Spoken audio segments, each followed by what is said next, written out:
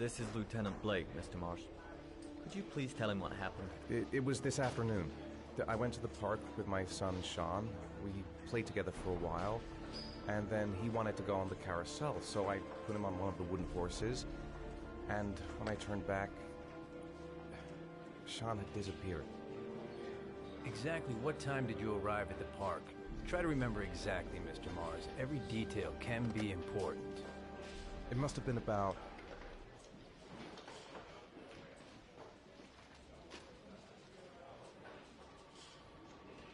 5:30, I think. I'm not really sure. What was your son wearing when he disappeared? He was wearing a coat. A beige coat. And a pair of pants. Brown pants. How could Sean have disappeared without you even noticing? Weren't you right by the carousel?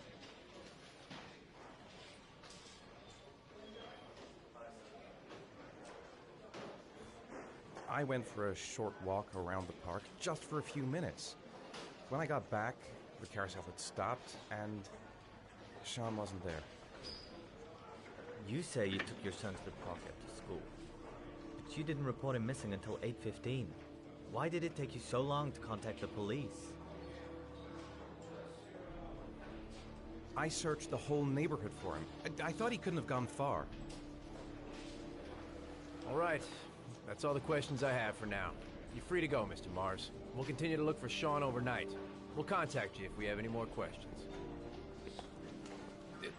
Do you think the origami killer... Listen, your son's probably just run off and he'll turn up in a couple hours. But what if it is the origami killer? Well, then we have about 4 days to find him alive.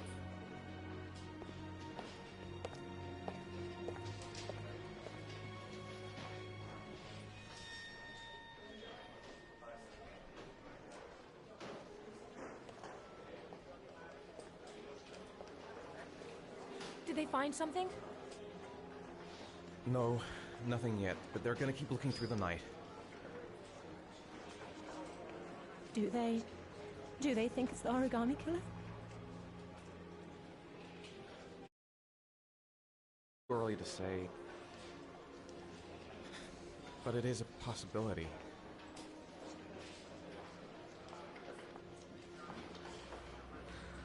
What happened, Ethan?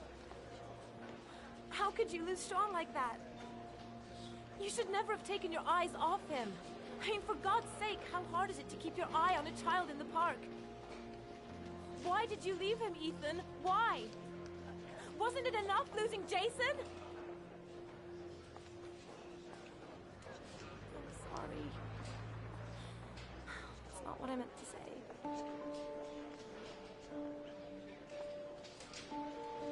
I miss him so much.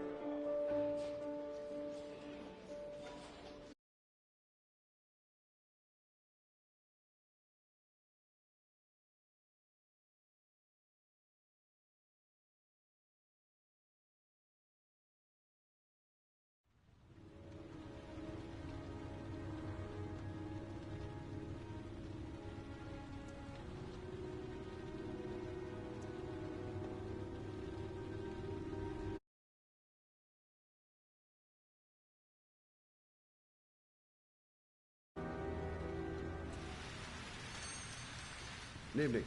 Good evening to you, sir.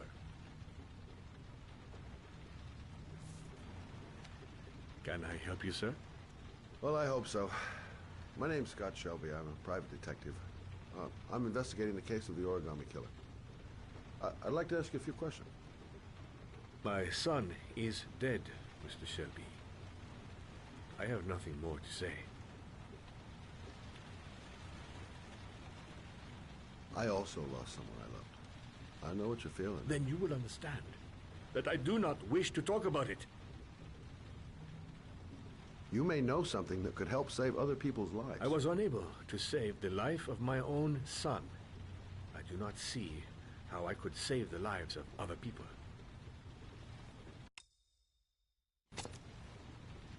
Oh, do you sell inhalers?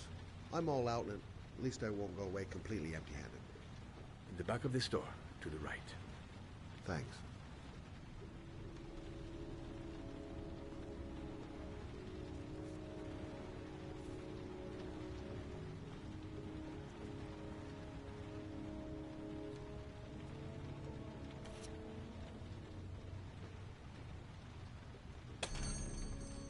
Good evening, sir.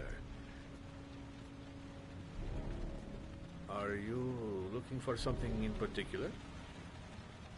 Give me what you got in the register. Don't fucking try anything. Open the register, you dumb fuck. Put the money on the counter. Shit, are you deaf or what? Are you gonna open that fucking register or not? No, sir. You do not have the right to steal that money from me. I have worked very hard to earn it. You cannot have it. What did you say? You're out of your fucking mind, man. You don't get it, do you? I'm gonna put a fucking bullet right between your eyes if you don't do what I say now. You shall not be robbing my register, sir. Fuck! Drop it! Now! Don't move! Hands up! Put your fucking hands up or I'll shoot!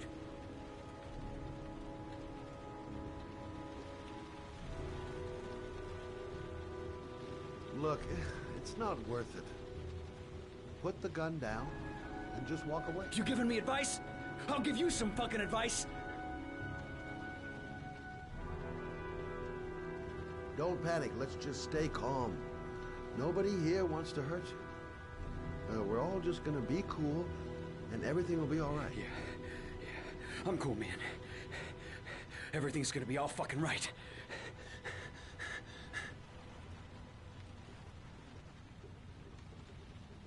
My name's Scott.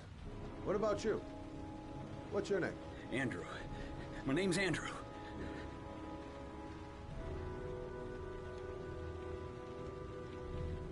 Do you have anyone you care for in your life? A girlfriend, maybe? A family? Yeah. A little girl. I got a little girl. Her name's Jessica. What would Jessica think if she saw you here?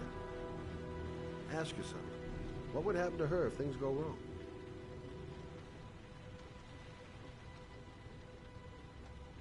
You haven't done anything serious yet. If you put the gun away, we'll forget about what just happened, and that will be the end. Just walk away. Nothing serious.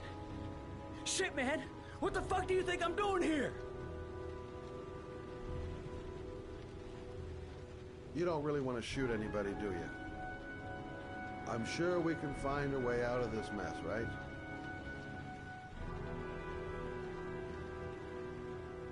Nice try.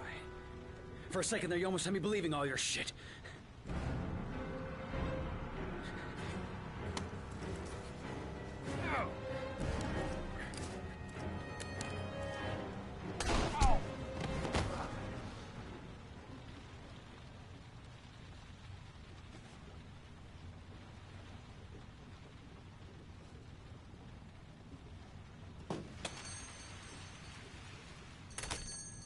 Don't move, sir.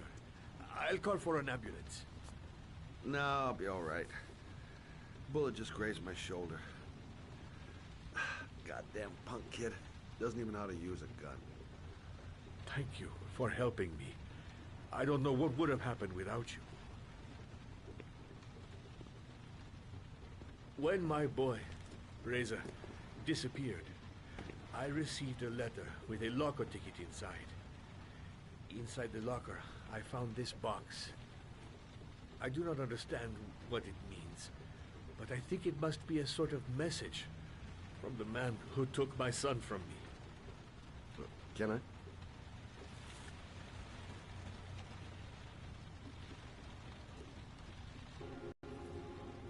Please, take the box if it can be of any use to you at all. It did not help me to save Reza, but maybe it will help you find the other little boy.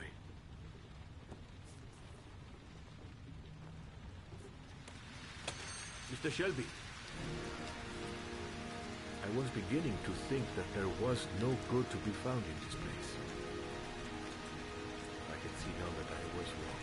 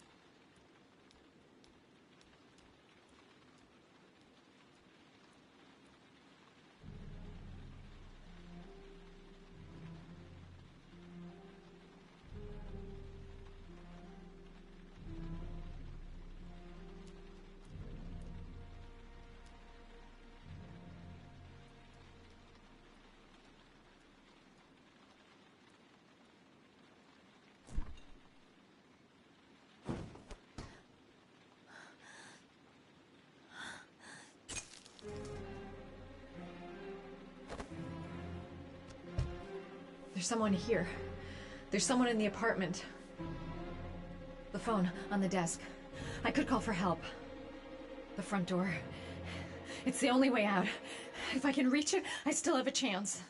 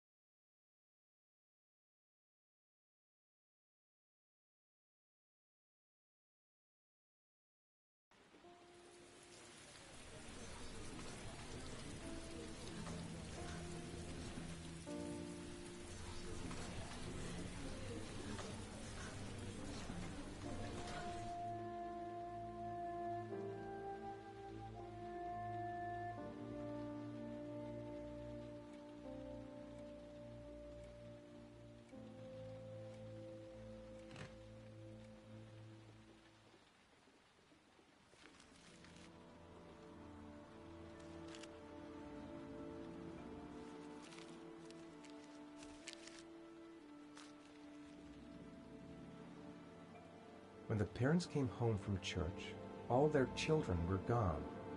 They searched and called for them, they cried and begged, but it was all to no avail. The children have never been seen again.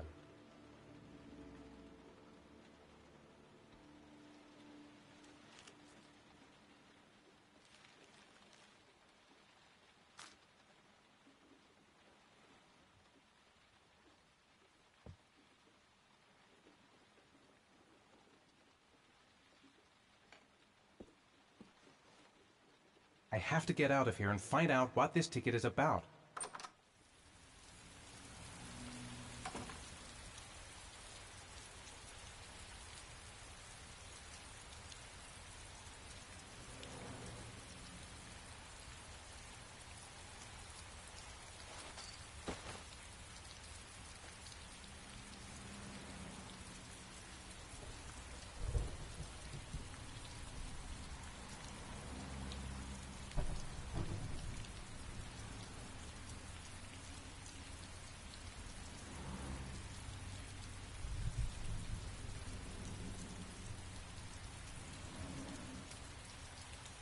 Mr. Mars, Excuse me, Mr. Mars. Did your son disappear? Mr. Mars, can you confirm that your son has disappeared? Do you think your son is still alive?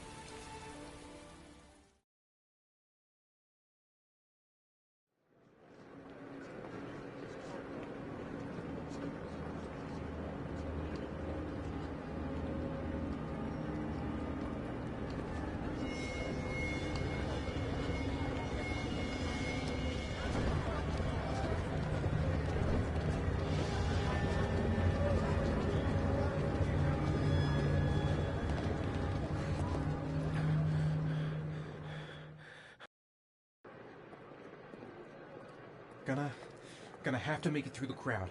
I can't take crowds. Just can't handle it.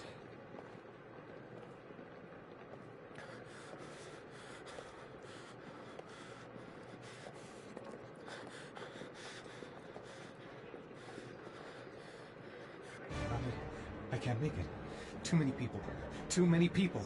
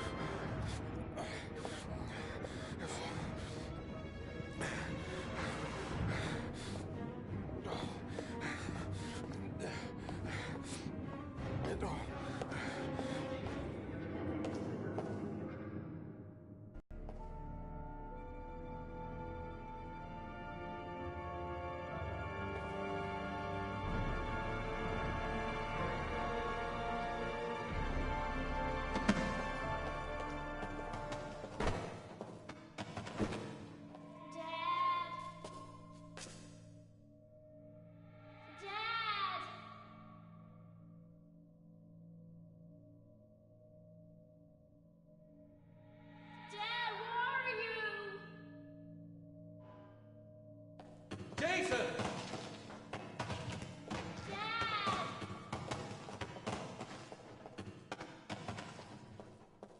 Jason!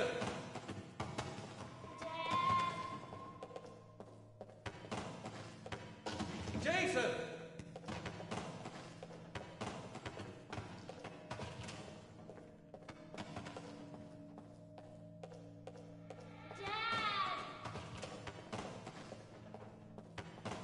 Jason!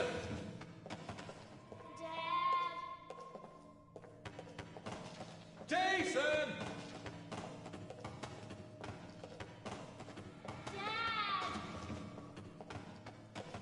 Jason!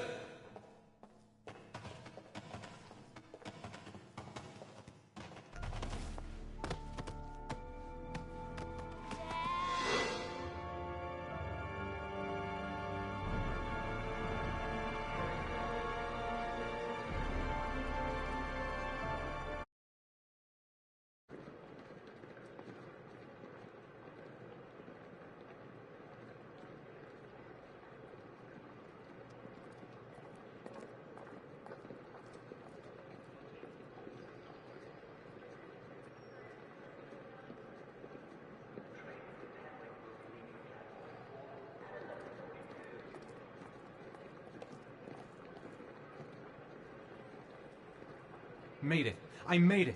I managed to get through the goddamn crowd.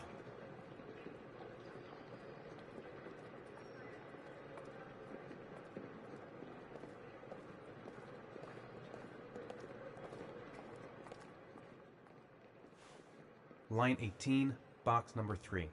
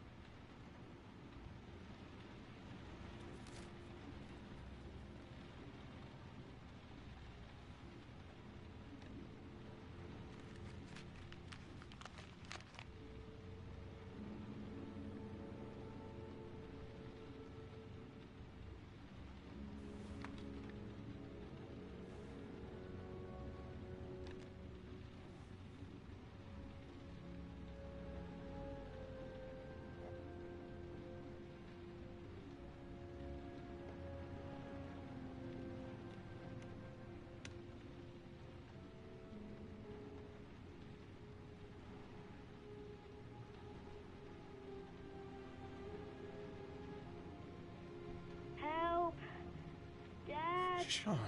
Where are you? I'm so cold. Dad! Dad!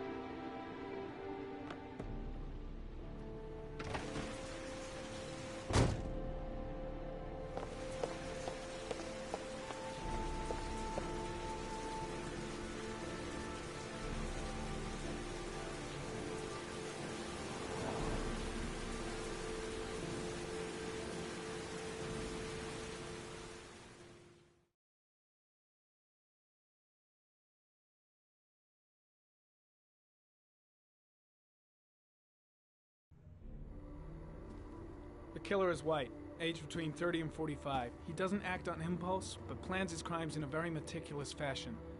He doesn't have anything personal against the victims. That's why he covers their faces with mud, to make them anonymous. Why does he kill them if he doesn't have anything against them? For him, they're more of an image, a symbol. That's probably why he gives them an origami figure and an orchid as gifts to apologize for what he's done to them. Very interesting. And where does all that get us? It builds up a profile of the killer and helps us understand the person we're looking for. It might have been useful if it was done earlier in this investigation. Continue, Jayden. Then I studied the geographical distribution of the murders. Generally, a killer commits his first murder near to where he lives, so he has a safe place to flee to if any complications arise. The more confident he becomes, the further he roams from his base.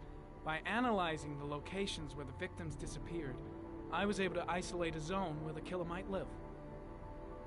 And what size is this, zone? For the moment, about 10 square miles. Ah, great. There must be 10,000 people live in that sort of area. You gonna question them one by one? It may not give us the address of the killer, but at least it's something to go on. Blake, if you've got a better plan, I'm willing to listen. Don't be shy. I'm all ears. One detail attracted my attention. The interval between the time when a victim disappears and the time when the body is found ranges from 3 to 5 days. But the rainfall is always at 6 inches, give or take 10%. What on earth does that mean? All the victims were drowned in rainwater. The killer kills only in the fall when there is plenty of rain.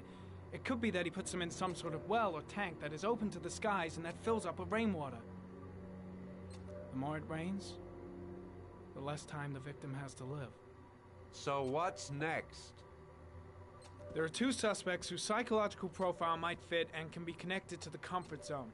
I'd like to question them. God damn it. We're wasting our time with this bullshit. The killer's out there somewhere, and we gotta get off our asses and find him. Blake, I've had just about enough of your shit. You've been chasing this guy for what, 2 years? And what are you caught, huh? Nothing!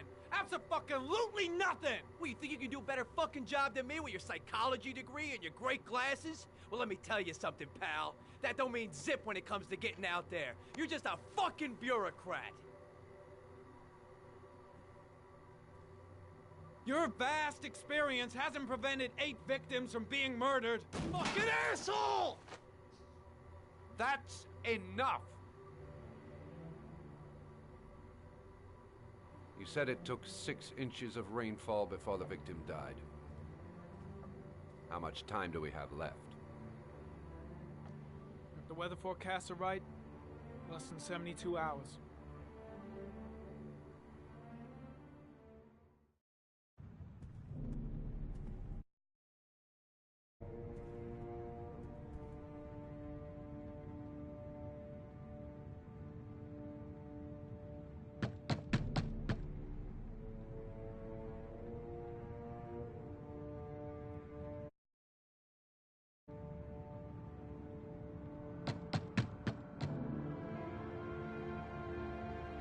No answer. We waste our time coming here.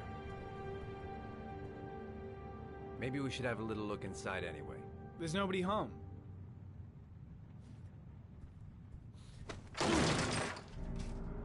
There is now. I'm not sure that's entirely... Call the cops.